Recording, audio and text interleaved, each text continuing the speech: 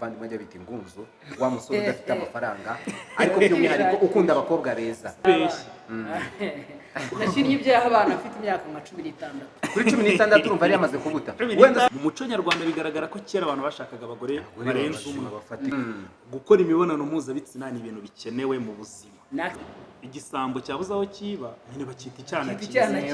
cyiza. Bakavuga turasanga umwana w'imyaka 12 yishinza ku bahungu, haba hari imisemburo ibimusunikiriza bakavuga ise na nyina ko basenga ko bakuru be nta kibazo uyu mwana yabaye. Icyo nyina ngo wakwigisha abana ni ingaruka zivamo ko buriya no kureba umuntu ukavuga ngo n'umuntu arasambana cyane ubundi ngiye umuntu ari kumurenganya. Azanye umugabo bita Savimbi. Savimbi ni umugabo bazwi cyane muri iki gihugu cy'u Rwanda. Murakoze. Intro mukozi irakabije. Ariko Savimbi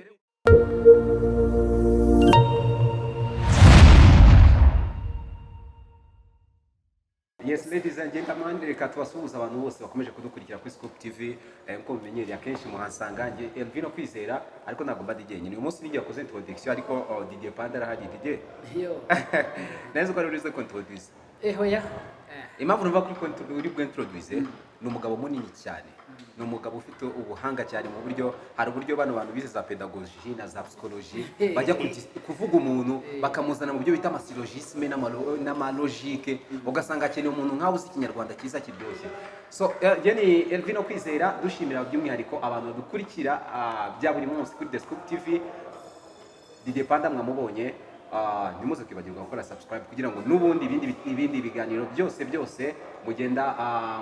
mubona kuri page yacu ya Scoop TV bizajye bageraho mu buryo bworoshye cyane. Twazanye umugabo bita Savimbi. Savimbi ni umugabo bazwi cyane muri iki gihugu cy'u Rwanda yaba mu gusobanura ndetse n'ibitekerezo bidasanzwe agenda asharinga urubyiruko ndetse n'abanyarwanda muri rusange bibafasha mu buzima bwa buri munsi. So tujye kuganira nawe, niyo mpamvu nitabaje umwe mu bagabo nzi neza cyane nabo ko ari beza cyane mu kuganira ni DJ Panda, ariko we murabizi tuba turi kumwe, tuzajya tunaba turi kumwe kenshi. DJ Yo. Reka nange usubize ijambo naza kwiharira ijambo kandi iki kibuga kigiye kutubana kinini. Rero Savimbi ni umugabo w'ibikorwa,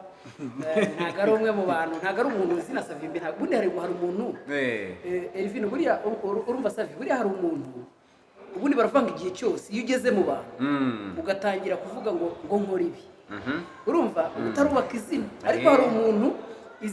bitari ngombwa ko yintroduce ngabara bamuzi. So bivuze ngo n'umugabo ufite ibikorwa byinshi kandi abantu banizera akazi ubwenge azi ubwenge by'umwihariko wenda naguciye mu ijambo ni nkuko abantu benshi gutyo bakivuga DJ Panda abantu bose batatangira gutekereza abakobwa. Uyu mutite ni mwiza cyane mu bakobwa, nta mukobwa apfa wacika imitego ye no mu ishyamba ry'inzitane yacamo mu ruzi rw'ingona nkuko buri muntu wese abazwi na nibyo asobanuraga. Savimbi nawe umuntu akimwumva bazi byinshi yagiye akora. Savimbi turakwakiriye. Murakoze. Intro mukozi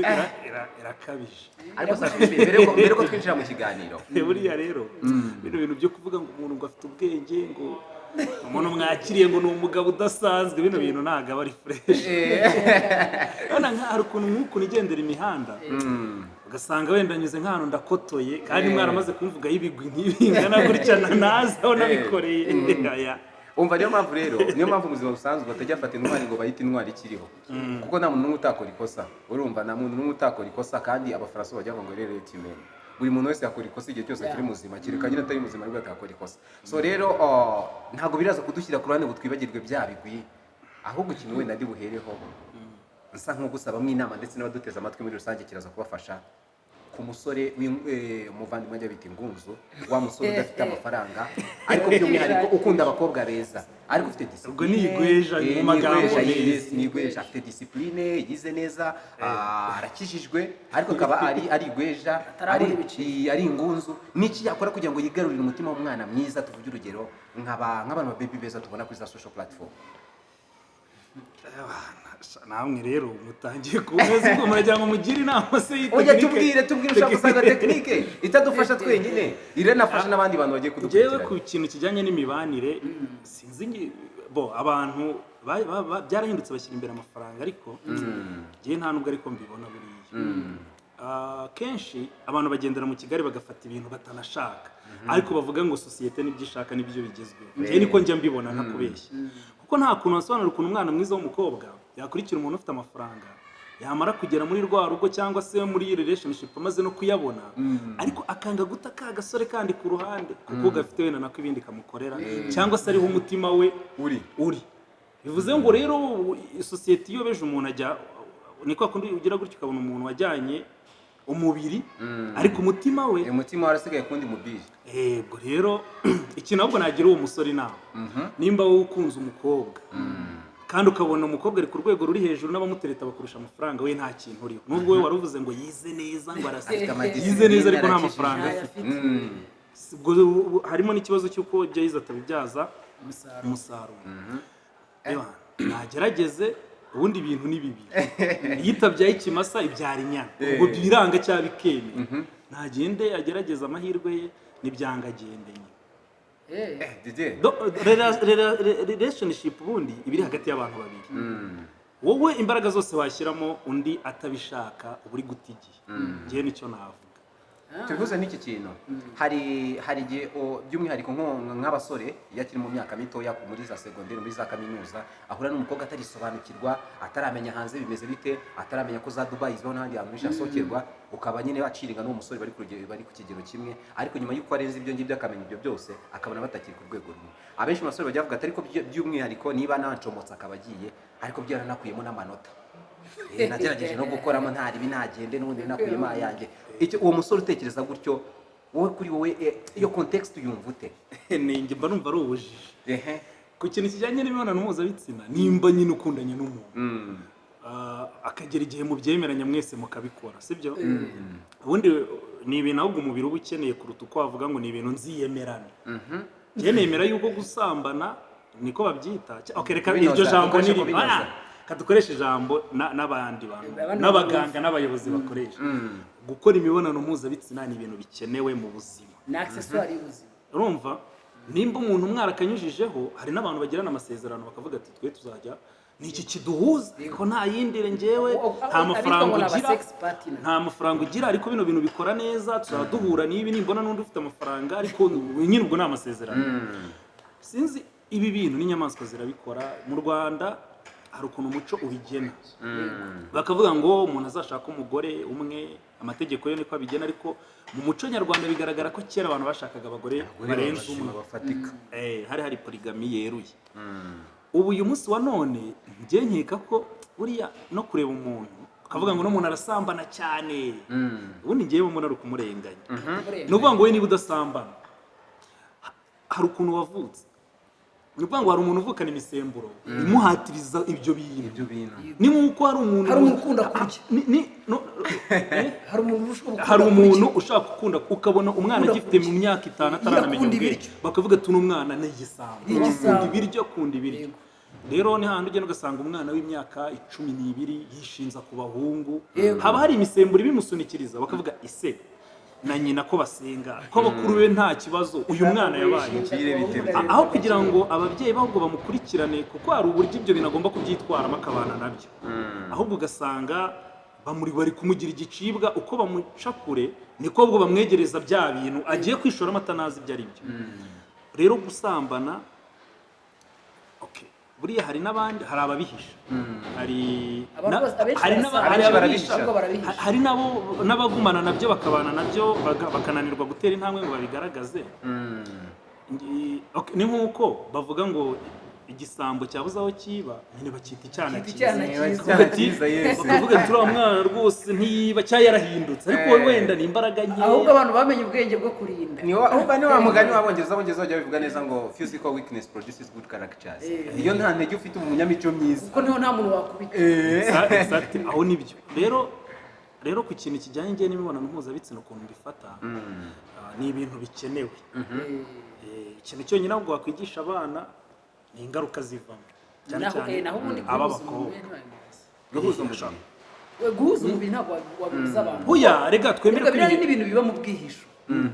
tunemere ko ibihe byahindutse ni ukuvuga ngo kera nk'ababyeyi bacu mu myaka ishize wasangaga ashaka ari nko mu myaka 20 wenda n'ibiri kumanura n'itatu na za 18 baragendaga ibintu bikagenda neza. Imyaka rero ngiye nkunda no kwivuga muri iyo myaka abasore benshi baba ari imanzi. Ni bari imanzi. None se uzajya kugira imyaka tarani ugize imyaka 30 nta kintu ukora waba waranarwaye. Wabarwe prostate. Wajya watari imanzi ufite imyaka ingahe? Jewe nakinnye iby'abana mfite imyaka nka 16. Kuri 16 urumva ari yamaze kubuta. Wenda sinde ko tutiye wenda ko ari umunyamugi. Abana baby'abana ku myaka 16.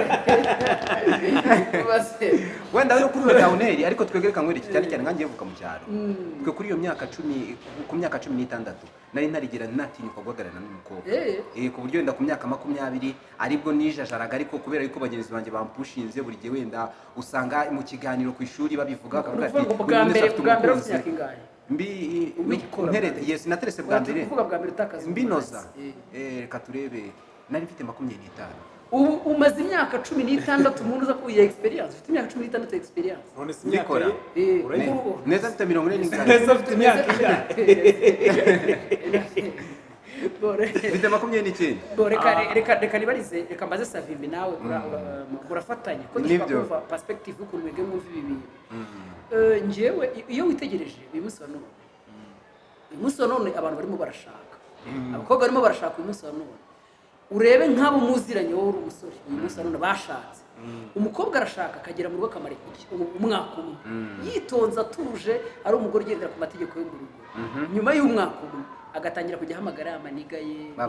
babaniga bikaraganya imihanda aba ex inshuti ze babatipe bari abana beza ariko bitabaye ngombwa ko babana ko ubushobozi abagarukamo ugasanga umukobwa agarutse imihanda complete urebye nk'abo tuziranye hafi ya bose usanga ameze nk'abagarutse imihanda ariko ugasanga bafite aho bataha n'ibyo bataha ku mugabo ariko bameze nk'aho ari imihanda nk'abandi bakobwa umutambeshye umuntu ibintu biterwa n'iki buri wese amenya igitekerezo cy'ukuri abyumva sabe ngo hereho buriya rero buriya ngiye mujye musobanukirwa umuntu ateye nyine mu mico ye uruvuga ngo uyu munsi biroroshye ushobora kubwira umukobwa ibintu byazirikaga abantu byarashize nimba ngewe uyu munsi wa none nibereye hariya aho ntuye Nyamirambo nkagira gutya nkakubitana n'umukobwa tukumvikana yewe mu rugo bazajya kubona abone ndababwiye ni nabonye sheri nzaza kubasura nako ntago ngiye nje kubagisha inama nje kubamenyesha nibyo rero uwo musheri wanjye n'umunsi nzumva byanze nkasubira kubamenyesha ko tutakiri kumwe ntabwo ni ukubamenyesha iwabo umukobwa ntago bindeba ni wacu ni ukuvuga ngo kera umuntu yatinyaga no guhemuka kubera ko yavugaga ati baranavuga ko imiryango ikingiranye kuko ari abantu babiri wasangaga abantu bagendera kuri bondi imiryango ifitanye kuri none rero uyu munsi umugore afite shuwa nyinshi umugore yarize nk'uko wiga twese dusigaye twiga nta mukobwa uvuga ngo ni nubwo hakiri ibintu bike bitarakemuka bituma abagabo basa nk'aho babasumba ariko bisa nk'ibishira niba yiga rero murahuye yaribanaga nayo waribanaga uvuga ngo niba rero mubanye ntago gushingiye ngo avuge ngo umugabo namfata bireke n'isubire ikindi kandi bya bintu cya kibazo turagabana ngende aba buriya rero reka nkwereke iyo umukobwa agiye gushaka umuntu ufite amafaranga we aba ameze nk'umuntu ugiye gushaka umuntu ugeze ku bintu batarageraho wenda hari n'igihe aba ari ubujiji cyangwa ari imyaka mike ataragishije inama hari ibintu byinshi ubu wowe wagezeho utari uzi ko wari kuzagera wowe uri wibereye aho uri muri ghetto uhiga ariko nka nyuma y'imyaka 2 wajya kubona ukabona hari amayira yafungutse kubera ko wagerageje none uri umukobwa imyaka 24 ushatse umuntu ufite imyaka 35 cyangwa 40 uwo muntu mu myaka nk'iyawe nawe yarari nkaho wari cyangwa wabona yari nahabi ariko wowe urashaka guhita ubifata vuba tayari rero ibyo bintu iyo ubikoze gutyo uragenda ukabibona ariko nyuma iyo ya myaka yawe ikuze utangira kubona ko bya bintu wirukiye burya hari n'igihe nawe wari kuzabibona ukabona ko ntabwo biba bikiri ibintu yagukangiye ukanamutinyuka kuko none byabaye ibyawe ariko utabivunikiye cyane urabivuga ati nisaza twanabigabana noneho umuntu rero ahinduka bitewe n'igihe agezeho n'uwo mugore ashobora kuba yari yaraje akamara imyaka 5 ariko hashira igihe wenda bitewe n'uko umugabo hari urwego atabigezaho cyangwa nabirambiwe uburyo babikoramo agakumbura ba basore be ashobora no gushaka n'abandi ariko abantu bahoze ari abe kubaprocinga biba byose ahubwo ikibazo nticyaba kiri mu kuba ari wa muntu watestinze indyo nyinshi akaba noneho ubwo munsi asigaye arya indyo imwe agatangira no gukumbura za ndyo zindi yariye. Ikindi ntiharimo no kuba hari ukuntu umuntu ashobora kuba umukobwa ashaka gushaka afite imyaka 24 urungano rwe rwose akaba ararusize rutarashaka kuri firidi rukiri noneho yagera mu rugo akimara kugira umwaka umwe buriya ngo urwo habirungu buriya nubwo tuba tubigita ngo ni ijuru rito ko batarashaka ubwane n'umuntu washatse kubwira mu rugo habirungu urahagera ukabona ibintu byose wa mugabo mwashakanya gusetsa ntabwo akigusetsa ibintu byose bikaboa umuntu kiganira ibyo mugana byarashize noneho ubwo ugatangira kubona abakobwa b'urungano rwawe bibereye imihanda bo baracyaryoshya kandi ukabona bo barimo barababeza kurushaho kubera ko ubyara ubukita ku nshingano zo mu rugo warabaye nk'umuntu nyine nk'inuma ifungiye bugakaje nabyo bishobora gutuma umuntu ahubwo ashobora gutekereza akavuga ati bagenzi bagise ko bakiri imihanda kumva nawe Imana irishakira ariko wenda nayo kubanza gusubiza akantu nyuma y'uko Savimbi amaze kudusona muri buriya buryo ko bari bavuze ngo buri wese atange perspective ye ndaza kubuza n'ikintu Savimbi yavuze bwa mbere no kuvuga ngo bitewe na situation cyangwa se uburyo iterambere rigenda riza akenshi urukundo ntabwo aricyo kintu kiri base kugira ngo abantu babane ariko yavuze mbere yabivuze mbere yavuze ngo hari usanga umwe afite umubiri undi afite umutima ugasanga abajene benshi bakiri batoya nanjye ngo b'imyaka yacu ushobora gusanga ari nabo turuta cyangwa n'abaturuta abenshi bafite ibikomere by'umutima kubera yuko hari abo bakunze ariko batari bafite ubushobozi no kuba bari tayari kugira ngo babane nabo abakobwa baragenda bajya kubana n'abandi batipe umutipe ashobora kuba ari mukuru cyangwa ari mutoya none bamaze guhura n'abo bantu bashyitse yava yiguye ahabwaga na wa mujene nkawe ntiyongera kuyibona rwa rukundo mani kwa kundi bagendaga hanze bakifotoza kwa kundi basaraga wenda bagatama night stand n'ibiki byose ibyo bintu ntiyongera kwibona ko yawe n'umutipe uri seriye buriya demo ko imyaka igenda yiyongera ndagira ngo mwamaze no kwibona ko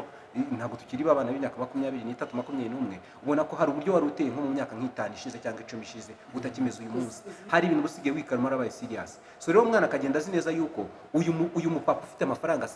agiye gusanga aramusanga na za karite yasanga n'agakakana kakandi kari karamutwaye umutima yagera akabibura yamara kubibura agahita atangira gukumbura akakana harimo n'ibyo byose Savimbi yavugaga uburyo bwa performance hariya mu cyumba kibanga kandi tuno dusore tudafite ikintu dukora udusore tudafite ikintu dukora tuba duperforminga neza cyane ikindi ariko njyewe sindenganya abantu b'iki gihe gusa erega byahozeho na kera muzaganiriza abantu mu Rwanda muzaganiriza abantu bakuru murebe kera baravuga ngo umugore ni uw'umuryango ku buryo n'abavandimwe ufite akanya kandi ibyo bintu n'ukuri njye ariko bavuga ngo umugore ni uw'umuryango bavugaga ko iyo umugabo wamushatse apfuye ukurikiyewe ibyo ni ibintu nzi ni ibintu nibarije abantu bakuru wewe wimbwira uko byumva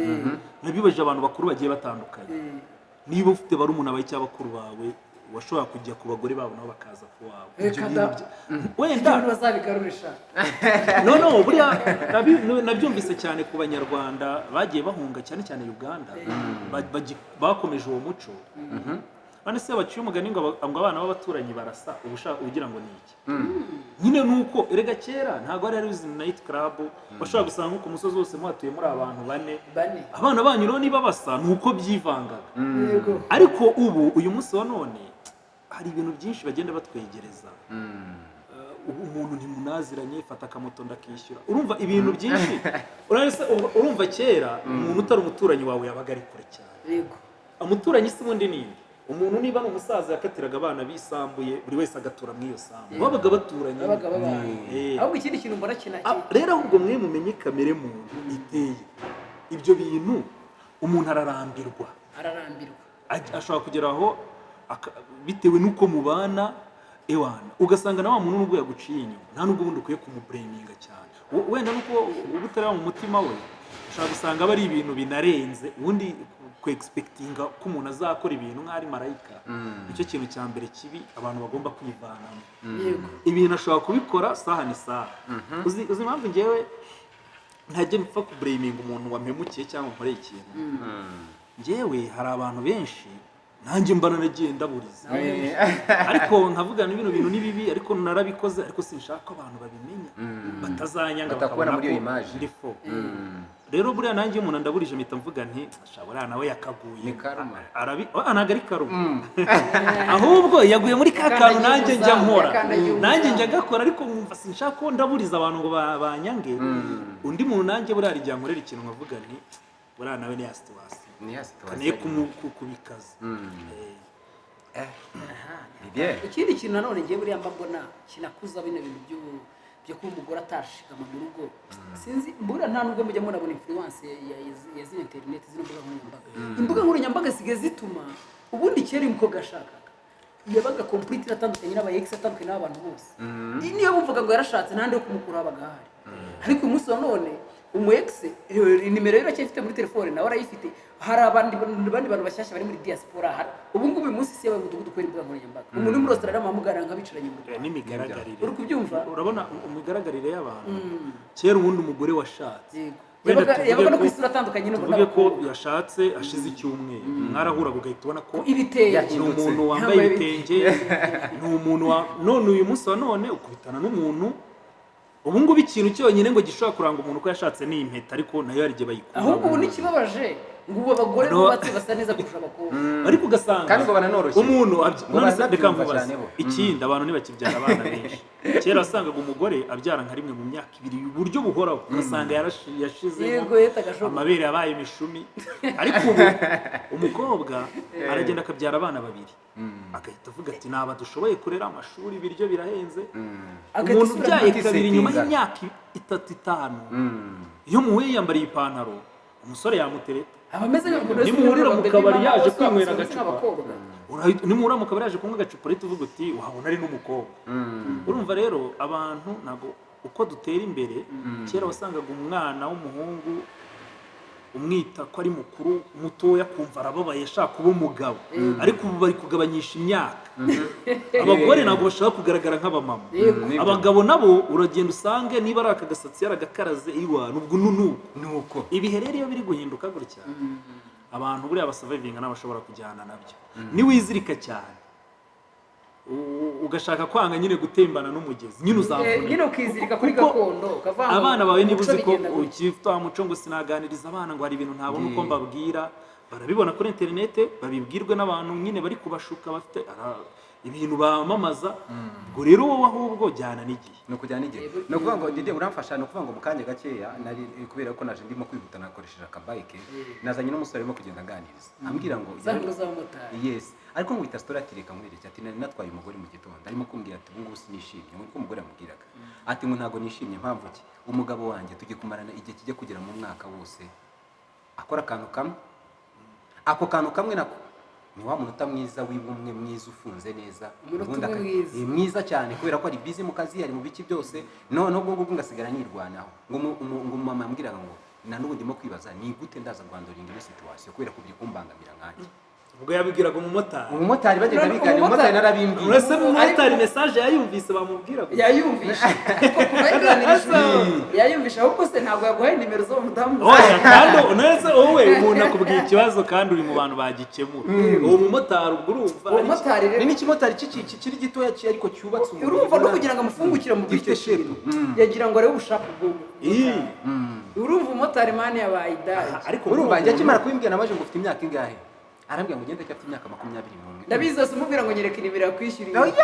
ntabwo namusabye nimero ariko nibajije ufite imyaka ingahe warambwira urumva yabimbwiye n'umuntu watangaye yimbaza ngo si koko umuntu uri mu rugo ntagafata umwanya wenda nko mu ijoro akigaragaza nk'inshuro nka 7 nk'esheshatu bigenda bite nambwa ariko nanjye ko mbitekerezo bite n'ubyo abantu bari busy wenda bishobora kuba byaba wenda akaza agakoresha iminota mikeya neza agakoresha akantu kamwe akiryamira wenda bakazabinoza undi munsi bafite time ariko muri iyo minsi time iragoye ariko icyo kintu erega ari impamvu abagore baca inyuma abagabo kuri bano basore n'iki impamvu abagabo nawe urareba ibintu simana kuri meza n'ufite akazi kamwe gakora mu gitondo rya nimugoroba niyo ibyo bintu bibaye biba ari kwa kundi nyine byo kuvuga ngo tunasenya urugo ariko uzi tuno dutipe twirwa mu rugo mani iyo yagize amahirwe agaca urwaho umugore wubatse